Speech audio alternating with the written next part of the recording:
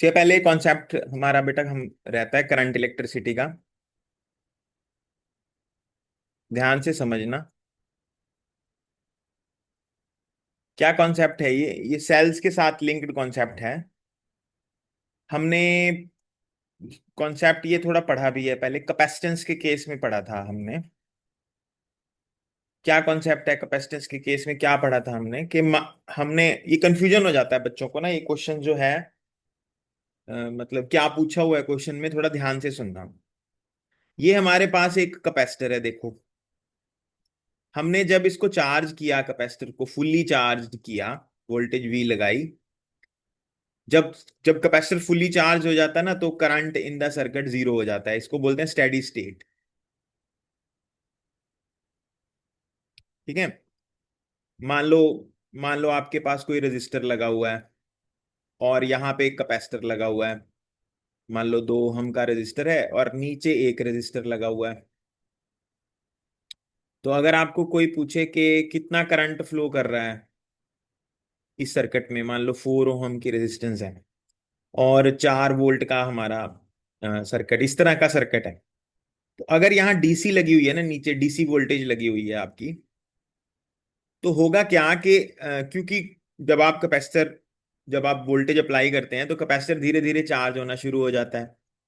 तो थोड़ी देर बाद कैपेसिटर फुली चार्ज हो जाएगा, क्योंकि दोनों ब्रांचेस में करंट जाएगा। शुरुआत में जब आप स्विच ऑन करोगे, मान लो यहाँ पे कोई स्विच लगा हुआ है, आपने ऑन किया, स्विच ऑन हुआ, करंट फ्लो करना शुरू हो गया। ठीक है। स्टार्टिंग में करंट इधर आएगा। ठीक है। करंट यहाँ पे मैक्स मतलब सब शुरू में ज्यादा होगा करंट, मैक्सिमम का मतलब अगर इसी ब्रांच में देखा जाए, धीरे धीरे धीरे धीरे ये कि कम होता जाएगा। और जैसे ही कैपेसिटर फुल्ली चार्ज हो गया, तो इधर करंट की वैल्यू जीरो हो जाएगी। इसको बोलते हैं स्टेडी स्टेट। अब तुम्हें इतना बताने की जरूरत नहीं है, तुम यू विल डायरेक्टली से कि since there is a capacitor in the upper circuit which is fully charged, so the upper circuit is in steady state, so current will not flow in that circuit, current will only flow now in this circuit. So current is equal to voltage divide by resistance. Voltage 4 है, resistance भी 4 ही consider करेंगे, ऊपर तो छोड़ देंगे, ऊपर वाला circuit खत्म हो गया। तो करंट 1 एम्पियर आएगा, जो कि यहां यहां फ्लो करेगा, नीचे नीचे फ्लो करेगा। ठीक है, ये कॉन्सेप्ट था 1। अब एक कॉन्सेप्ट और है, वो क्या है? देखो, ये तुम्हारा कैपेसिटर है और आपने इसको वोल्टेज दी, वोल्टेज देके आपने इसको चार्ज किया, कैपेसिटर को फुल्ली चार्ज किया। क्यों बोल रहा हूं मैं ये? क्योंकि जो मैं कॉन्सेप्ट अभी कराने जा रहा हूं उसमें कंफ्यूजन हो जाता है बच्चों को कि क्या पूछा हुआ है। ठीक है। अब जब कैपेसिटर को आप फुल्ली चार्ज कर दोगे, तो what is work done by cell? So work divide by charge is potential, so work done by cell is Q into V, क्योंकि सेल ने क्यू चार्ज दिया है कैपेसिटर को चार्ज करने के लिए और वी वोल्टेज अप्लाई की है। This is work done by cell. And how much energy is gained by the capacitor?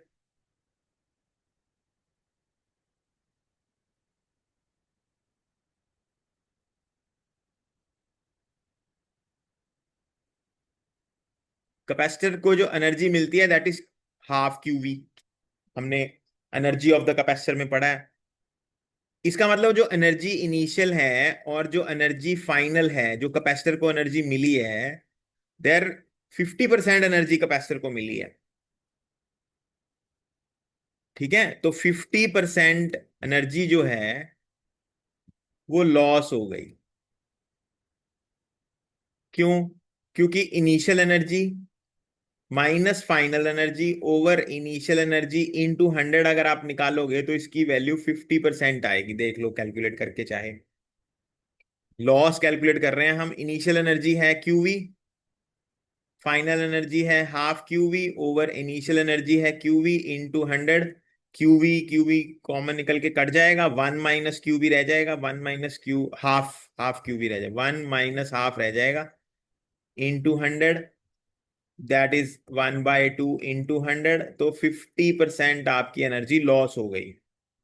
ये क्वेश्चन आ जाता है पेपर में, पूछ पूछ लेते हैं। हमने पहले भी किया था ये question. Prove that while charging a capacitor 50% of the energy is lost.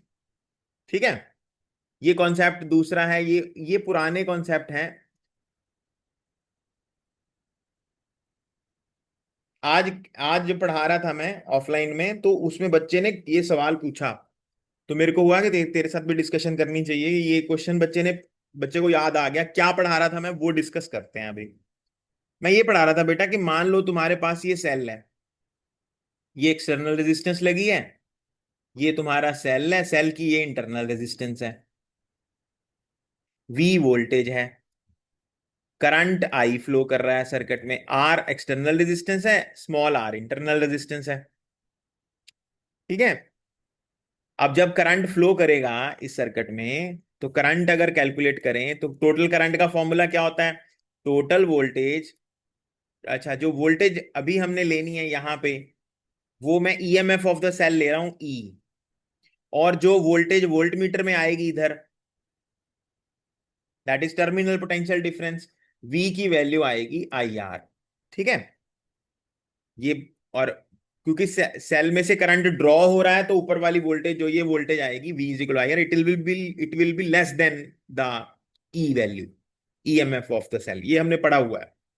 तो टोटल करंट अगर निकालना है तो total voltage divide by total resistance of the circuit, तो ईएमएफ की वैल्यू आ जाएगी आई इंटू आर प्लस आर, और टर्मिनल पोटेंशियल डिफरेंस की वैल्यू सिर्फ आई आर होगी। अब अगर सेल की एफिशिएंसी निकालें,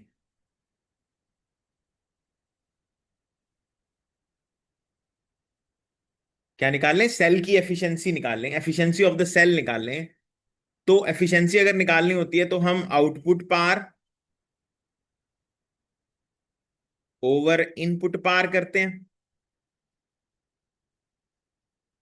अब कितनी पार बाहर देगा? वी आई, पार का फॉर्मूला क्या होता है? V I P is equal V I. और इनपुट कितनी है, हमने मतलब जो टोटल पावर है वो कितनी है? वो ई आई है। इनपुट पावर, और मैंने यहां पावर नहीं निकाली, मैंने यहां ऊपर आपको ईएमएफ और टर्मिनल पोटेंशियल डिफरेंस के बारे में बताया कितनी वैल्यू होगी। फिर मैंने एफिशिएंसी निकाल ली। एफिशिएंसी का फॉर्मूला याद रखना, एफिशिएंसी का फॉर्मूला क्या होता है? आउटपुट पावर और इनपुट पावर। आउटपुट मतलब जो बाहर आएगी, कितनी आई है बाहर, पावर कितनी आएगी, यहां जितनी वोल्टेज है उसको करंट से मल्टीप्लाई कर दो, वी आई। और इनपुट कितना दिया? ई आई, आई से आई कट गया।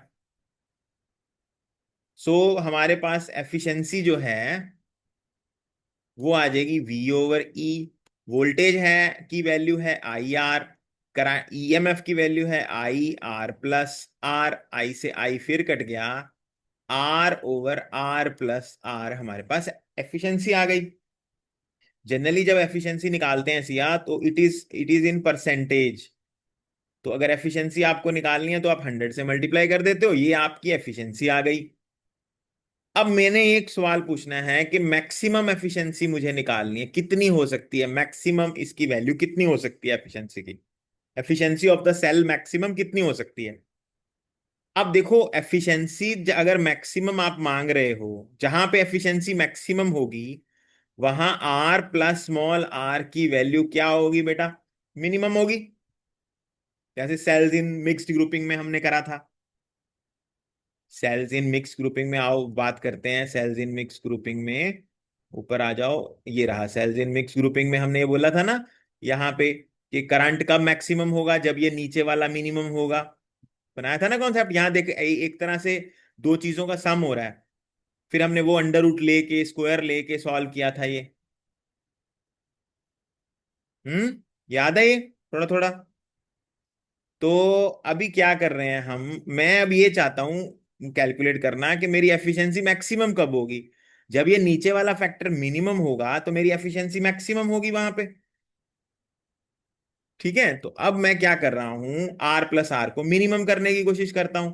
अब मिनिमम कब होगा? आर प्लस स्मॉल आर की वैल्यू मिनिमम कब होगी? मैं इसको फिर बनाता हूं कि आर प्लस स्मॉल आर को मैं ऐसे लिख सकता हूं, under root R minus under root small R का square minus 2 under root R under root small are.